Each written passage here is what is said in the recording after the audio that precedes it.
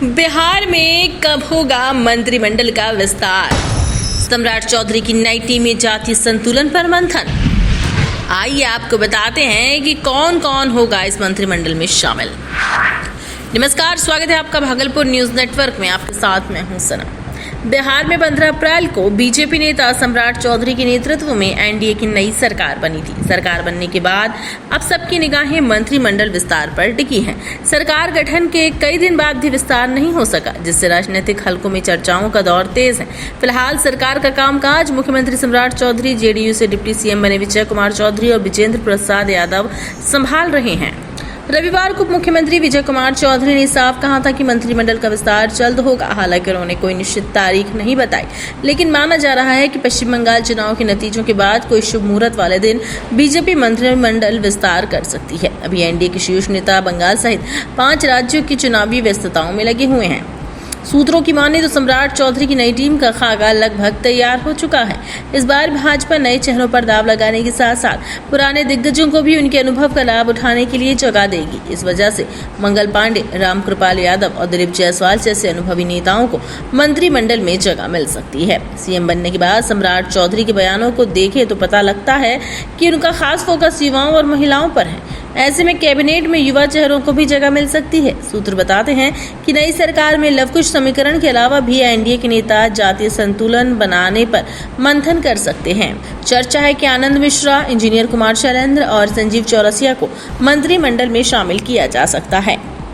JDU में पुराने चेहरों के साथ टीम निशांत के विधायकों को भी मिल सकती है जगह। जी हां, नीतीश कुमार अब बिहार सरकार का हिस्सा नहीं है, लेकिन पार्टी के लिए फैसले वही कर रहे हैं। ऐसे में नीतीश कुमार सरकार में अपनी पकड़ और दखल बनाए रखने के लिए शायद ही कोई बड़ा प्रयोग करें। सूत्रों की माने तो जेडीयू की ओर से श्रवण कुमार, जमा खान, मतनी सहनी और ऐशी सिंह जैसे पुराने मंत्रियों को दोबारा मौका मिल सकता है। बिहार में चर्चा ये भी है कि निशांत कुमार फिलहाल सरकार में कोई पद नहीं लेंगे, लेकिन उनकी टीम के कुछ युवा जेडीयू विधायकों को सरकार में मंत्री बनाया जा सकता है। पिछली सरकार में उप मुख्यमंत्री और राजस्व एवं भूमि सुधार मंत्री रहे विजय कुमार सिन्हा की भूमिका को लेकर सियासी गलियारों में खूब चर्चा है। भ्रष्टाचार पर जीरो टॉलरेंस और अधिकारियों के विरोध के बावजूद कड़े फैसले लेने वाले विजय कुमार सिन्हा फिलहाल सम्राट सरकार में किसी पद पर नहीं है। उनके कमांडर का आदेश वाले बयान को उनकी नाखुशी से जोड़कर देखा जा रहा है। माना जा रहा है कि सरकार में उन्हें फिर से राजस्व एवं भूमि सुधार विभाग के साथ एक और महत्वपूर्ण विभाग की जिम्मेदारी दी जा सकती है।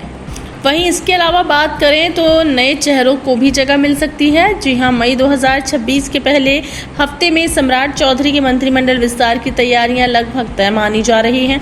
सियासी गलियारों में चर्चा है कि जनता दल यूनाइटेड और भारतीय जनता पार्टी के कुछ पूर्व मंत्री दोबारा कैबिनेट में जगह पाने की कोशिश में हैं। वहीं कई नए और युवा विधायक भी मंत्री पद के लिए अपनी दावेदारी मजबूत करने को दिल्ली तक सक्रिय हैं।